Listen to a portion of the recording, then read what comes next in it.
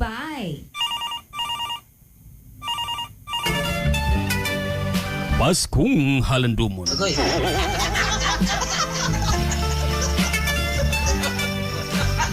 Ang Pasko nga Halandumon. Den ato nasab nga sa ulugon. Ang pagkatao sa batang balaonam nga mao'y atong giampuan og simbahon. Pasko na usab karong panahona, maglipay na usab kita og magsadya sa pagsaulog sa batang manulunda nga may manunubos ug manluluwas sa atong sala. Disyembre 25 sa tungang gabi didto siya nataw sa pasungan. Sa mahayag nga kabituunan siya ginanaghan. Sa tulo ka mga hari siya gibisita o gihalaran sa mga bililhong butang sama sa insenso, mira o bulawan.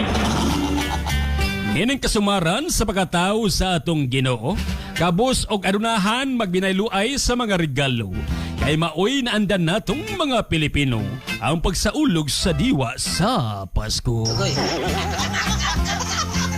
Nening Pasko karon sa kalipay, wag tangunta ang kasubo og kalaay. Atong ipatigbabaw sa kasing-kasing kanunay ang panaghinigugmaay og pagminahalay. Agoy.